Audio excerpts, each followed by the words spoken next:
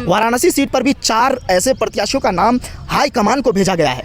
हिना साहब को कहीं ना कहीं एक ऑफर दिया गया है कि वो आए और हमारे पार्टी से चुनाव लड़े। तो क्या लगता है कि हिना साहब ओवैसी की पार्टी में आएंगे? और ओवैसी इस बार मिथिलांचल और सीमांचल दोनों जगह से लड़ने वाले। अगर वाराणसी से अपना चुनावी मैदान में अपने प्रत्याशी को उतारते हैं तो ये भी कहीं ना कहीं एक बड़ी खबर होगी।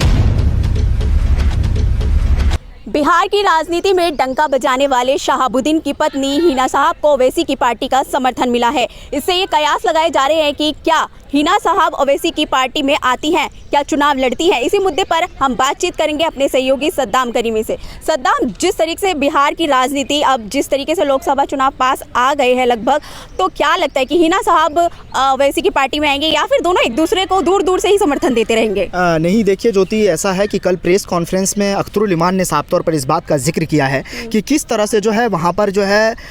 हिना साहब को कहीं ना कहीं एक ऑफर दिया गया है कि वो आए और हमारे पार्टी से चुनाव लड़े। जाहिर है, देखिए जहाँ से वो चले थे, क्योंकि शहाबुद्दीन साहब का भी इनको समर्थन मिला और जब उनका इंतकाल हुआ था, जब उनकी मौत हुई थी, तो उस वक्त भी जब अख्तरुल इमान वहाँ गए थे तो ओवैसी साहब का एक संदेश लेके वहाँ गए थे। और ओवैसी साहब का संदेश ये था कि कहीं ना कहीं जो है उनको अपने पार्टी में लाया जाए, अपने खेमे में लाया जाए और वहाँ से चुनाव लड़ाया जाए। तो जाहिर है सीवान यूनिट से अख्तरुल इमान की बातचीत हुई होगी और मुसलमानों को मुत्तहिद करने का जो बार बार जिक्र होता है असदुद्दीन ओवैसी के पार्टी से, वो कहीं ना कहीं एक सफल मोड पे दिखता हुआ नजर आ रहा है। खुद किशनगंज से अख्तरुल इमान जो है एक वहाँ पर जो है प्रत्याशी बने हुए हैं। तो इसको लेकर भी बड़ा सवाल है ज्योति, क्योंकि देखिए बिहार की सियासत में हमेशा एक कहीं ना कहीं एक उफान रहता है और लालू यादव और तेजस्वी यादव जिस वक्त जिस मूड में अभी है, क्योंकि उनको 8 या तकरीबन 9 सीट मिला है और उसके बाद कांग्रेस जो पूर्णिया वाली सीट है उस पर रार बनी हुई है, रार ठनी हुई है और रार जो है ये कहीं ना कहीं पप्पू यादव से है। तो जाहिर है, देखिए अगर MY के अगर आप नारा देते हैं तो आप कहते हैं कि मतलब हम जो है मुस्लिम यादव को साथ लेके चलेंगे। लालू यादव का मैं जिक्र कर रहा हूँ। लालू यादव एक बड़े नेता हैं और उसको कहीं ना कहीं जो है मुसलमानों का समर्थन भी मिला है। शहाबुद्दीन जैसे इतने बड़े कद्दावर नेता उनके पार्टी में रहे हैं, तो उनके जो है कहीं ना कहीं उनका कद एक बड़ा है और जाहिर है हर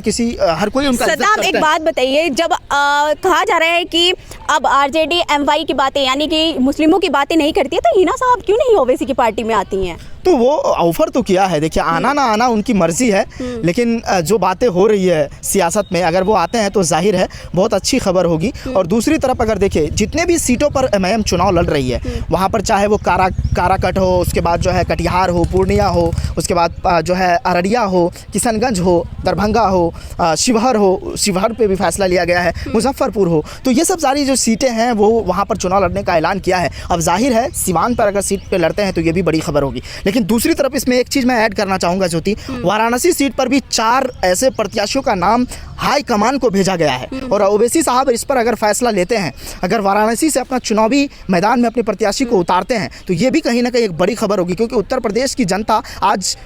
निगाहें टिकाए हुए हैं कि असदुद्दीन ओवैसी का कब फरमान आ जाए कि वो इतने सीटों पर चुनाव लड़ रहे हैं, वो कब प्रत्याशी का ऐलान कर दे कि उत्तर प्रदेश में ओवैसी इतने सीटों पर चुनाव लड़ रहे हैं, वो कब इन बात को लेकर कह दे, प्रेस कॉन्फ्रेंस कर दे कि ओवैसी साहब वाराणसी से ये प्रत्याशी होंगे। बिजनौर से अब तो बिजनौर वाली सीट अब खत्म हो चुकी है, अब वहाँ पर जो है पहले चरण का मतदान होना है, वहाँ अब जो है नामांकन भी दाखिल नहीं कर पाएंगे। लेकिन दूसरे चरण में जो कई जगह पे नाम है, चाहे वो रामपुर है, मुरादाबाद है, कई ऐसी सीट है, अगर वहाँ पर भी जो है असदुद्दीन ओवैसी प्रत्याशी का ऐलान करते हैं तो ये उत्तर प्रदेश की जनता के लिए बड़ी खुशखबरी होगी। लेकिन तीसरी चीज़ जो थी, जो गठबंधन की बात हो रही है, गठबंधन को लेकर जो सवाल उठ रहा है, बिहार में मुकेश सहनी जो मलाह के नेता हैं, हर बात में जो है अख्तरुल इमान इस बात को जिक्र करते हुए नजर आते हैं कि यादव का नेता हो सकता है, उसके बाद जो है कुशवाहा का नेता हो सकता है, जो है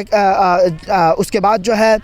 मलाह का नेता हो सकता है, तो मुस्लिमों का लीडरशिप क्यों नहीं होना चाहिए, तो ब्राह्मण का नेता हो सकता है, तमाम नेता हो सकते हैं, तो मुसलमानों की लीडरशिप क्यों नहीं होनी चाहिए। बिहार में मुसलमानों की जो लीडरशिप है उसको कहीं ना कहीं एक रास्ता दिखाने का काम अख्तरुल इमान ने किया। कोई ऐसे तो विधायक या सांसद तो होना चाहिए ना। अभी देखिए विधायक अमोर से हैं अख्तरुल इमान, तो वहाँ पर वो हर किसी को लेकर आवाज़ उठाते हुए नजर आते हैं, सीमांचल का जिक्र करते हैं। और दूसरी चीज़ जो थी, आखिरी बात, और कहीं ना कहीं जो है जो पहले सीमांचल में लड़ने की बात होती थी और ये कहा जाता था कि किस तरह से जो है ओवैसी सिर्फ सीमांचल में है, इस बार मिथिलांचल में भी अपना जलवा बिखेरने के मूड में है और ओवैसी इस बार मिथिलांचल और सीमांचल दोनों जगह से लड़ने वाले हैं। तो ये मिथिलांचल के लिए जो वहाँ पर मैथिली बोलते हैं, जो वहाँ पर इन चीज़ों को लेकर बढ़ावा देते हैं, जो बाहर में रह रहे हैं, चाहे वो हैदराबाद हो और कई शहर में रह रहे हैं, दिल्ली में रह रहे हैं, तो मेरी उससे छोटी सी अपील होगी कि वो आप अपना वोट का अधिकार और वोट देने आप अपने